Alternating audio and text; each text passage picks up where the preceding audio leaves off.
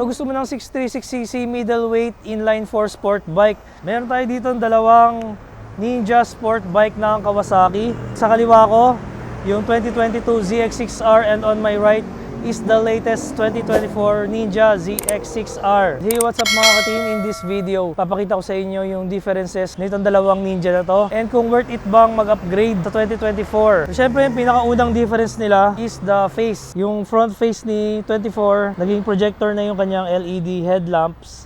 Mas naging singkit, mas naging aggressive siya. Yung 2022 hanggang 2019, isa lang yung itsura. Yung colorway lang naman yung nabago, tsaka yung mga decals. Meron siyang parang inlet, pasukan ng hangin. Sabi ni si Kawasaki, nakakatulong daw yan para sa aerodynamic kapag naka-cornering. Binago na rin yung Kawasaki to. Minilakihan nila yung air funnel, ram air intake ni 2024. Whereas kay 2022, mas maliit pa yung kanyang air intake. So the whole side fairings, in-update na nila yung design. Kasama na rin tong signal light.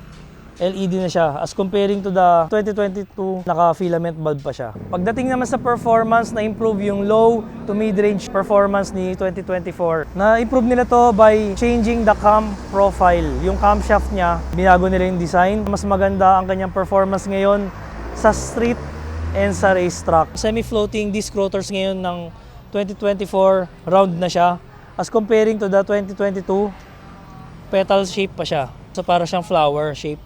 Windscreen design naman niya, iba na yung itsura, mas lumapad siya ngayon. Tapos nagkaroon dito ng pasukan ng hangin para less wind drag. Comparing kay 2024, mas narrow yung kanyang windscreen. Pero this one, aftermarket na to, kaya mas mataas siya. Meron na siya ngayong 4.3 TFT color display. Meron na rin siyang 4 different riding modes as comparing to the 2022 and below. Naka low and full power lang siya. Meron tayong sport, road, rain, and rider. Customizable yan. Pwede mong i-adjust lahat ng mga values like yung traction control niya, pwede mong i-turn off. And lastly, the tires from Bridgestone Battlax S22. Binago na nila ngayon, updated na to a more race-oriented tire.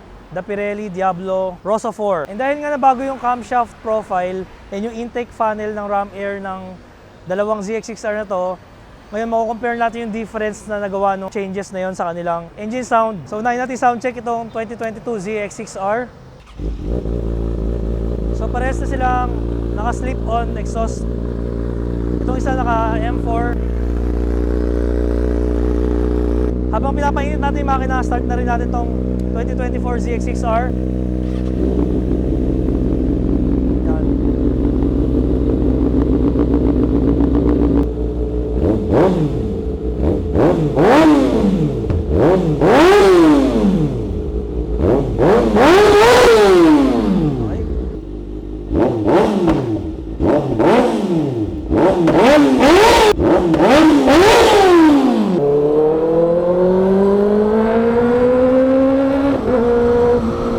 So totoo nga, mas gumanda yung arangkada niya ngayon.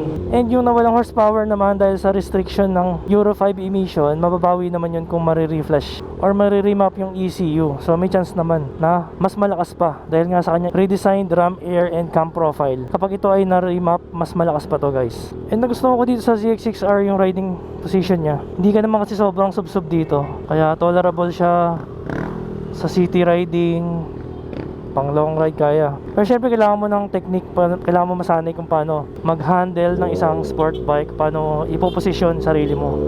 Iba kasi yung positioning sa sport bike, iba yung naked bike or adventure bike.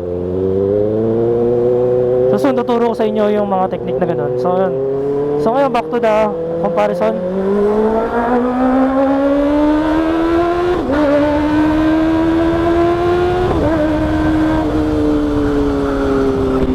Grabe talaga yung power. Ramdam mo talaga yung power. Mas maganda talaga ang mas ma-acceleration kesa mas madulo. So most probably, yung cam profile, nilipat niya yung horsepower sa torque. Yun, so nabuwasan yung horsepower, pero nadagdagan naman ng torque. So para sa akin, mas gugustuhin ko yung more torque than more horsepower kung di mo naman magagamit yung top speed, di ba? Kung city and racetrack. Mas more on acceleration kasi tayo. Tapos same naman sila na magaan. Gaan lang talaga. Sarap gamitin. Ay. Thank you. Same naman sila na magaan lang talaga. Magaan comparing sa mga 1000cc. Kaya sarap gamitin eh. Kung in comparison with the ZX25R, ZX4RR, konti lang ang difference niya sa weight. Dahil nga nabawasan to ng 5 horsepower, mas malakas ang top speed ng konti ng older ZX6R. Pero itong bagong 2024 na ZX6R naman, lamang sa acceleration and sa mid-range. Dito na ako nagkukwento kasi pag umarangkada tayo, ingay. Hindi ko na marinig yung boses ko.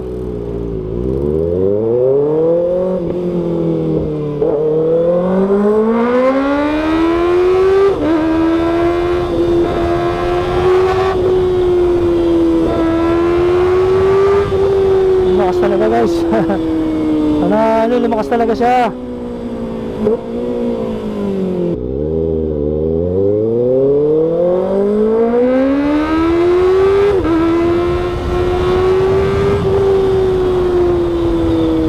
What a screamer. Sobrang ganda nito na guys.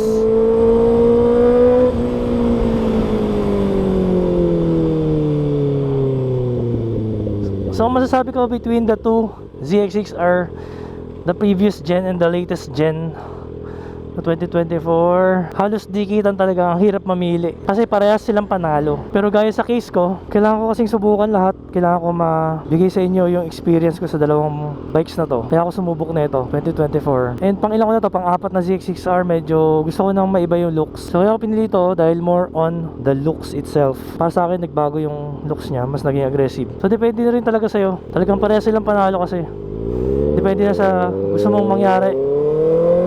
Gusto mo sa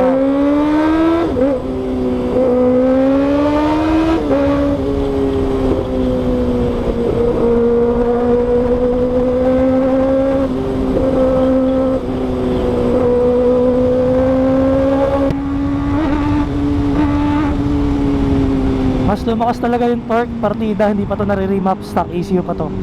So kung mare-remap to, mas gaganda pa yung performance guys.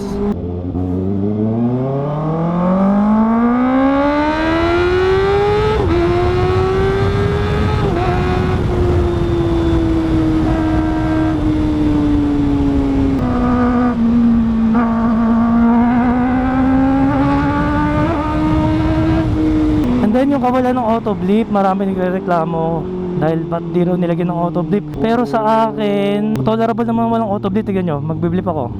Ano? Pwede naman eh. So pwede kang mag-downshift nang hindi magamit ng clutch. Nasa technique yun guys. So itong ZX6R, one of the easiest sport bike to ride, lalo para sa akin. Kasi para sa akin, match na match yung ergonomics sa katawan ko. Hindi ako napapagod dito. Tapos syempre yung tunog, yun yung pinaka isa sa nagustuhan ko dito. Screamer siya na malaki ang tunog. Same naman sila maganda tunog ng previous gen. Walang masyadong vibration. Smooth na smooth. Same sila. Kaya para sa akin, it's a very close comparison. Kahit alin ang piliin sa dalawa, pares panalo. So it all boils down to the price. Dahil medyo malaki na ang price difference nila, karoon ng price increase ang ZX6R. Konti lang naman, from 689 now 707. Tumaas yung presyo nito eh. Nung unang nilabas to way back 2019, ang presyo niya ay 650.